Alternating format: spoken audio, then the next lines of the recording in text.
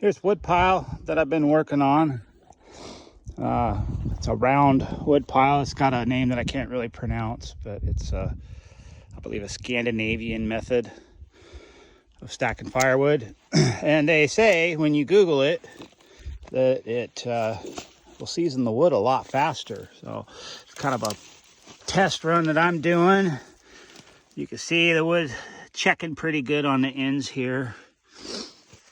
And it's circular. Fill the center up. Reason why I'm doing this is like any building that I have that could be used as a woodshed has been repurposed for other things because of hauling material out and the cost of material. So I figure if I got to build something, the cheapest thing would be a woodshed. So I'm gonna finish this pile off. I've been picking at it. I'm not quite the wood splitter that I was about, 10, 11, maybe 12 years ago. My wife bought a log splitter so that we could get the kids more involved. So pretty much since then, I've just been the feller and bucket up and, load it in a pickup and drop it off. And then the rest of the family splits it with I think it's a 27-ton dirty hand tool log splitter. It's a pretty good machine, just kind of slow in my opinion. So I'm back at splitting by hand with a maul, which is what I'd always done in the past, but I'm a little out of shape, so I can't do near as much in a day as I used to. But I'm getting in better shape every time I do it, so it's working out. Another thing I'll do when I'm harvesting wood is when I get down to these little guys like this, little branches, I'll run my saw down the length of it, make sure I get through the cambium layer. This one's a little deep, but it is what it is. And I'll just leave it like that. I won't even split it, And I've been doing that the whole time I've been in Alaska, and it works really good.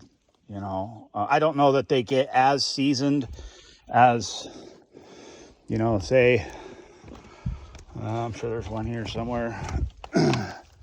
Like a piece like this with this kind of piece here, no bark, right? Probably seasons better, but anyways, that's our wood pile. And I've got another one going.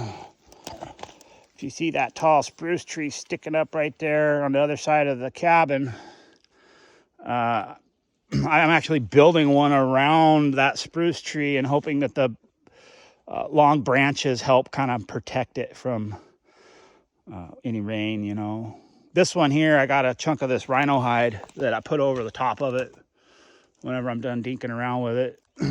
That works pretty good. Keeps it dry, and it still lets the air pass through like this section of it. So I just gotta, I just practicing all the things out here, right? I don't know. You could Google stuff till you're purple in the face, and really you just get a lot of mixed information.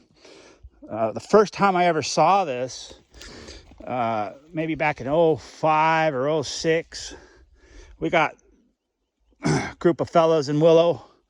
We call them the Yoopers. They're from the Upper Peninsula in Michigan. We actually have quite a few Michigan transplants in Willow, and I'm sure they're all over Alaska because of the like climate, maybe. But anyways, I was over at their house, and they had just this monster pile of this going on. We were all in our 30s back then, I guess. Strong, young. Anyways, I was standing there sipping suds, looking at their goofy round pile, thinking that, they'd had too much PBR. Why don't they stack wood in a straight line like the rest of us? Well, that was just my ignorance. So it's a thing. It's a real thing, and I'm going to keep working on it.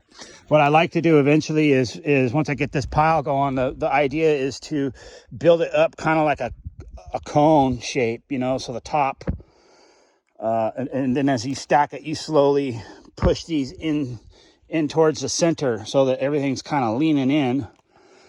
And then the ones that I saw on the World Wide Web, the guys had actually, which is a freaking awesome idea, they had taken just the bark side and, laid it across you know, maybe something like, right, like that, right? And then they would stick, just like how you're gonna maybe shingle a roof, right? And then they would stick the next one up, maybe like that, and do that all the way around. And then that kind of helps protect the pile if you don't have a chunk of plastic. But I just got to do what I can, you know. One of the biggest complaints I had this winter was having to do firewood in the middle of winter. And it's not that we don't have plenty of harvestable wood in the winter. It just takes up you know, kind of 2-3 hours of wood harvesting. Feels like it takes up almost the whole day for some reason. So I got to get after this. And then maybe next winter, I won't have to do as much wood harvesting. So the rhino hide, I will make a quick comment about this stuff. I really like it. I'm not going to say it's any better than regular plastic, other than the sense it's got this string in it, you know, so it makes it pretty tough. It's thick, you know. I'm going to say it's a 6 or 8 mil, if I had to guess. A roll of it's about $400, I think, at AIH. Back when I was a contractor, I'd carry a roll of this around with me because I ripped a lot of roofs off people's houses. And, you know, you always have a chance of raining. So I'd make sure I had something on site to cover the house just in case it started raining. And I'd pack it around with me. And I actually used this rhino hide in particular to cover mine and my wife's wedding spot because it started raining during our wedding ceremony, or right before our wedding ceremony. So the roll I got is 50 by 100. And, you know, my thinking is you don't always have a tarp the exact size that you need. So if you have a 50 by 100 roll of something that you can use, you could cut whatever you need and just kind of use it here and there until you get something better, you know. I gotta say I probably get about 3, maybe 4 years max, just because of the, you know, I don't think any of this plastic, unless it's labeled, is good for, you know, doesn't really withstand ultraviolet rays like it should. So it'll get brittle, it'll fall apart. I've seen it happen. But you know, it works for now, and it's convenient to have a roll of it around. You know, eventually I would like to have, you know, polycarbonate sheets and stuff for greenhouse building, but this is what we got right now. So it's working out pretty good. I'm really impressed with how this wood's drying so far. I think I started doing it, when I started doing this, there was still snow on the ground. And so my first job was to actually dig the snow down to the earth and,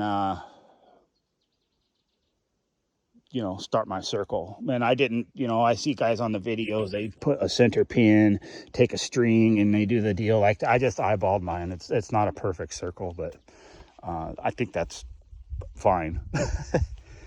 Same with the one by the spruce tree. I had a centerpiece to go off of there to make my circle, and it's still kind of off a little, but it'll work. So that's it. That's what we got going on out here. Everything's a lot more work when you don't have, you know, hydraulics or a lot of machinery. I'm grateful for my chainsaws. I have 3 chainsaws out here. I call this one, I call it a single nut still, just because it's only got 1 nut right there for doing all your bar stuff. But it's a little 251. I have just rallied. It's actually my newest chainsaw, and I've rallied this saw. I busted the brake off of it, and I mean, I use this little tiny 18-inch 251. I'll cut big trees with it. I don't care. You know, I'll go out at one side and then go out at the other side. I really like it. Then I have a 290 with a 20-inch bar, which is, I've cut well over 100 cords of wood with that thing, and it's still just a fantastic chainsaw, in my opinion. As some of you know that know me, I am like really hard on things. So I found that the steel chainsaw, even the newer ones, you know, I grew up with the old, you know, they put the 0 before the old, you know, what was it, 042s or 044s or whatever. And they're just a good saw. You could drop them. You could freaking pinch them in a tree. They take so much abuse, and they just keep going.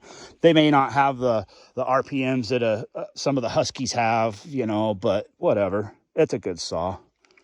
So, and then my other saw I have is it's from the 90s. It's a Stihl 044. That's the one I'm running my mill with. You know, it's a 70, I don't know, 72, 73 cc chainsaw. So it's a ripper, but it's old. So I try to still kind of not use it so much. But yeah, everything's looking pretty good around here. You know, I've done a bunch of clearing. For those of you that have been out here with me, it's pretty socked in with trees around here, and I've just been kind of getting rid of them. We got 15 acres here, so I figure if I can get at least, you know, 2 or 3 acres opened up really good, and so we can get good view of bears coming after us or whatever, I'll be happy with that. And then, you know, leave the rest of it natural forest. So anyways, this is a little longer video. I suck at YouTube videos, but I'll get better. I promise. Have a good day. Bye.